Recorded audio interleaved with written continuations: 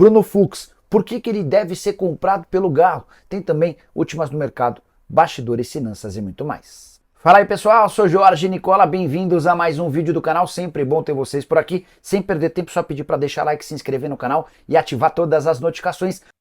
O Wagner Fonseca, qual a possibilidade de o Antony pintar no Brasil e no Galo? Wagner, o Antony foi comprado pelo Manchester United por 100 milhões de euros. Acho caro, salgado. É absolutamente impossível para qualquer clube brasileiro, tá? Nicola, mas não daria para o United emprestar? Acho que não faz muito sentido você emprestar alguém que custou tanto dinheiro. E aí tem só mais um ponto importante, o United acaba de mudar de técnico. O Rubem Amorim, que era o comandante do Sporting, está assumindo agora na data FIFA, tá? E eu imagino que ele chega para ver todo mundo com quem ele vai poder contar, como é que vai funcionar, né? Nicola, fiquei sabendo que o Galo também está de olho no Meia Costa. Milito teria pedido ele, pois já jogou com ele no Estudiantes. Não sabia, mas vou atrás disso, também é interessante, tá? Esse Acosta é bem bom jogador. Eduardo Vargas no Corinthians, Fábio Pantoja, se você é corintiano, não peça isso. O Eduardo Vargas é daquele tipo de jogador que engana o clube e deixa para jogar só no fim do contrato. 800 mil por mês no Galo, e ele enganou o Atlético por uns 2 ou 3 anos, tá? Deixando para jogar só na reta final de temporada, aí ele tinha um contrato renovado. Nicola, alguma verdade no interesse do Bahia no Everson? Ô Luiz, ninguém no Bahia confirma nada, tá? O que eu posso dizer é que eu fui ouvir o pessoal do Galo, conversei com o Vitor, que é o executivo de futebol do Galo. Ele disse que ninguém do Bahia nem sondou nem procurou. E disse também que o Atlético já vai procurar o Everson para sugerir uma renovação de contrato. O vínculo atual se encerra em dezembro do ano que vem. Deixa eu só fazer mais uma observação sobre contrato e Atlético. O Galo tem contrato com o Zaratio só até dezembro do ano que vem. E o Atlético tenta pelo menos 6 meses renovar o contrato do Zaratio, sempre sem sucesso. É preocupante chegar para o último ano de contrato com um jogador de 26 anos de idade, que custou 6 milhões de dólares só por 50% dos direitos econômicos e que tem mercado, tá? Acho que o Atlético precisava correr nessa reta final de ano para resolver esse problema meio que de forma urgente. Bora falar agora sobre o Clube Atlético Mineiro. Por que o Galo pretende comprar o Bruno Fux, que acabou se tornando reserva nessa reta final de temporada? Quando o Atlético chegou a um acordo para prorrogação do empréstimo do Bruno Fux junto ao CSKA no início desse ano, ficou combinado com os russos uma obrigação de compra se o atleta disputasse 60% das partidas ao longo de 2024.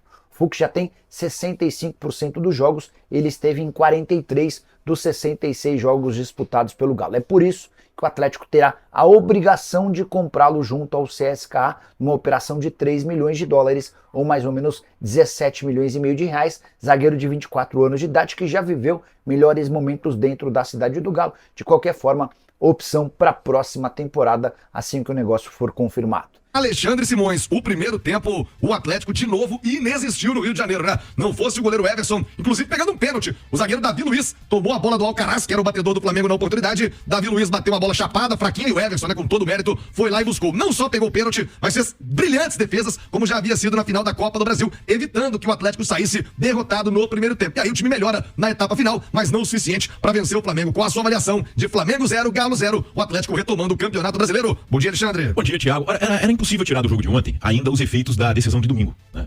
E eu acho que o fato de o Atlético ter mais titulares, né, de mais jogadores que participaram desse jogo da Arena MRV no Maracanã, eu acho que aí refletiu negativamente pro Galo.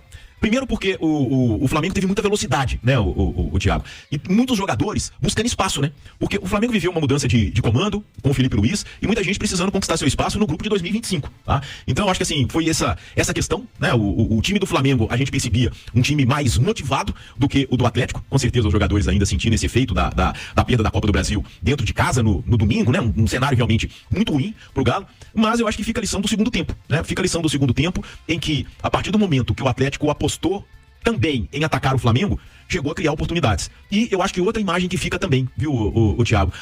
O Paulinho é fundamental para a força ofensiva do Galo, né? O Paulinho é um cara que busca, que abre espaço, que corre, sabe? Eu acho que o Paulinho hoje virou o cara fundamental pra esse ataque do Atlético, muito mais do que Hulk, muito mais do que Davidson. Ô, Nath Fiuza, o Atlético, pelo menos a impressão do segundo tempo, dá uma esperança. É claro que a torcida, os jogadores também não tem como negar, e não negaram isso nas entrevistas, que estão pensando sim no jogo contra o Botafogo dia 30, mas até lá compromissos muito importantes, né? Tem que voltar esse foco pro brasileiro. E o segundo tempo dá um alento de que o time do Galo pode se recuperar e voltar a vencer no Campeonato Brasileiro. Nath, bom dia. Bom dia, Thiago. Um abraço a você, ao Alexandre Simões, quem nos acompanha aqui no Rádio Esportes. Acho que dá um alento, sim. O segundo tempo do Galo foi o Atlético que nós gostaríamos de ter visto, ou que nós imaginávamos, né? Depois da perda do título pro Flamengo na Arena MRV, a gente falava, o Galo precisa dar uma resposta. A postura dessa resposta foi vista no segundo tempo, com um time mais agressivo, com um time controlando um pouco mais o jogo, se defendendo melhor, agredindo o adversário. A entrada do Paulinho, né? Fazendo toda a diferença nessa dinâmica que o Simões destacava, porque ele corre muito, ele busca a bola o tempo todo, ele ataca muito bem o espaço, então ele preocupa sempre a marcação. Numa noite em que o Davidson não recebeu tantas bolas, o Hulk estava jogando um pouco mais atrás, depois jogou um pouco mais pela direita do segundo tempo, depois acabou sendo substituído, não teve uma noite brilhante também. Então acho que o segundo tempo do Galo é o Galo que nós imaginávamos. Assim, o Atlético tem que entrar para dar uma resposta. O primeiro tempo não. O primeiro tempo muito abaixo, sendo dominado mais uma vez pelo Flamengo, mas acho também que quando você encara um adversário do nível do Flamengo, em 3 oportunidades seguidas, como foi agora, Copa do Brasil e Brasileiro, e o seu goleiro é destaque, né? Não vou dizer nos 3 jogos, mas pelo menos nos 2 últimos, acho que tem alguma coisa errada. Acho que você tá sofrendo muito e fica o alerta pro adversário da Libertadores, que é um adversário que tem tanta qualidade, tanto poder de fogo, assim como tem o Flamengo. Agora, o que eu acho que por mais que seja fundamental o Atlético voltar o foco pro Brasileirão pensando na parte matemática, mais do que isso eu acredito que seja na parte emocional da confiança. O Atlético precisa voltar a vencer no Brasileirão, seja já nesse final de semana contra o Atlético Paranaense, também na quarta-feira contra o Botafogo, para recuperar a moral desse time e a confiança que a gente percebe, inclusive pelas entrevistas, apesar do discurso ser de otimismo, que o time deu uma caída. É natural, né, Nath? A pancada na Copa do Brasil foi muito forte, mas eu boto fé nessa recuperação do Galo, a caminhada até o próximo dia 30 e o Atlético estar pronto para encarar o Botafogo. Ô, Cláudio Rezende, vamos falar mais do Galo, porque o próximo desafio é duríssimo. É o Atlético Paranaense lá em Curitiba, mas eu boto fé, hein? Eu boto fé pra uma arrancada. Furacão tá morto, não é possível. Não vai ressuscitar o Atlético Paranaense, hein, Galo? Mais do Atlético aqui com o Cláudio Rezende. Fala aí, Rezendão, um abraço. Chega mais, Cláudio. Sinal eletrônico tá marcando meio-dia, Rezende. Alô, Thiago Reis, amigos do Rádio Esportes desta quinta-feira. O Galo de volta a BH após o empate do Maracanã. Agora a preparação para enfrentar o Atlético Paranaense. Sábado, aquela rodada que foi adiada do primeiro turno do Campeonato Brasileiro. Aí o Galo terá o mesmo número de jogos de todas as equipes na competição. Ontem o destaque, o goleiro Everson conseguiu defender o 13º pênalti dele pelo Atlético. 6º no tempo regulamentar, tirando as decisões por penalidades. O 4º pênalti defendido contra o Flamengo. Vamos lembrar que lá em 2022 ele foi decisivo na Supercopa também contra o Rubro Negro Carioca. Fez 2 jogos seguidos espetaculares, o goleiro do Atlético. Agora, Thiago Reis, não tem nenhum desfalque, o técnico Milito, para pensar no time no fim de semana em relação ao Galo que jogou ontem. Ele revelou preocupação física com 3 jogadores. Zaratio, que vem de cirurgia de hérnia do esporte, ontem sequer foi utilizado, agora contra o Atlético Paranaense possivelmente já vai reaparecer no time. Hulk e Paulinho também. Ele vai administrar situações desses atletas, principalmente o Paulinho, até a decisão da Libertadores no dia 30 de novembro, Thiago. Boa, Cláudio Rezende, olha pra você do YouTube, as imagens do jogo. Ah, você não tá no YouTube, não viu o jogo ontem, tá rolando no YouTube, no @Itatiaia Esporte, @Itatiaia Nath Fiuza. O Everson, dos 2 últimos jogos do Atlético, ontem e também no domingo, foram 16 finalizações corretas do Flamengo, 16 chutes a gol do Flamengo, ele pegou 15. Só tomou o gol do Plata no domingo. Que atuação do Everson impecável, hein, Nath?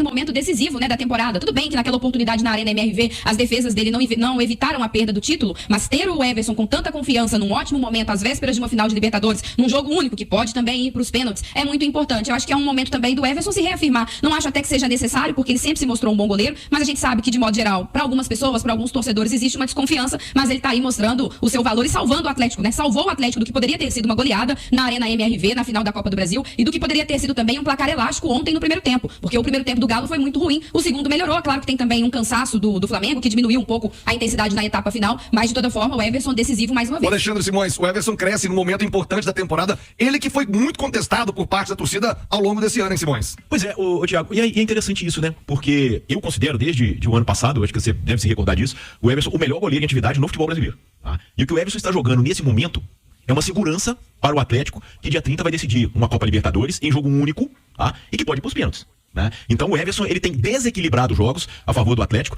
Teve mais uma grande atuação ontem contra o Flamengo, e eu acho que isso pode ser, de repente, o personagem de uma retomada do Galo. Porque, Thiago, a gente vive no futebol brasileiro ciclos de melhor time da temporada. Você já reparou isso? Ano passado chegou a ser o Fluminense, ano passado chegou a ser o São Paulo, O Botafogo, o Atlético do Filipão, naquela arrancada no retorno. Esse ano, a gente vive a mesma coisa. A gente vive ciclos de melhores times da temporada. Palmeiras do Abel já foi ano passado, Palmeiras já teve esse ano o momento dele, o Galo do Milito já teve o momento dele esse ano, o Botafogo. Então, a gente vive ciclos, tá? É um momento diferente que o futebol brasileiro atravessa, né? Talvez até por um equilíbrio maior de forças entre as equipes. Então, eu acho que, assim, o Everson pode ser o ponto de retomada para que o Galo do Milito, que já encantou antes daquela Copa América e também depois nos mata-matas ali de Copa do Brasil e de Copa Libertadores, ter mais uma retomada nessa reta final de temporada e chegar muito forte dia 30 lá em Buenos Aires. de volta com o Rádio Esportes. E o Galo, hein? O Galo buscou um ponto importante ontem no Rio de Janeiro e agora enfrenta o Furacão. É o Atlético do Paraná no próximo sábado. E aí, Rezendão, conta mais do Galo pra galera, Cláudio. Thiago, o Atlético entrando nesta quinta-feira com recurso no STJD para poder jogar na Arena MRV sem público. A punição foi para a interdição do estádio e o Atlético jogar em outra praça, pode ser Mineirão ou Independência, também sem público. O Galo já se movimenta também nessa outra frente, se não conseguir liberação da Arena MRV. Em relação a custos, não seria uma diferença tão grande assim para abrir os dois estádios, né? O Mineirão, um pouco mais caro o aluguel do que o Independência. É bom destacarmos que na época da pandemia, também sem torcida, o Galo jogava no Mineirão e agora a diretoria vai decidir. Por exemplo, o jogo da semana que vem contra o líder da competição, o Botafogo, também adversário na final da Libertadores. O Galo poderá não ter mesmo a sua casa. Vai depender aí desse julgamento do recurso no STJD. Time viaja amanhã à noite rumo a Curitiba. Antes do Botafogo tem o Furacão, desesperado, o Atlético Paranaense, o adversário do Galo, neste fim de semana na Arena da Baixada, Thiago. Rapaziada boa, ficamos aí com o nosso giro de notícias do Galo, pra você ficar por dentro de tudo, não perder nada. Chega deixando seu like, se inscrevendo no canal, ativando também o sininho de notificação. A gente vai ficando por aqui, um grande abraço no coração, até o próximo vídeo, segue pra mais, até o próximo vídeo, vamos que vamos.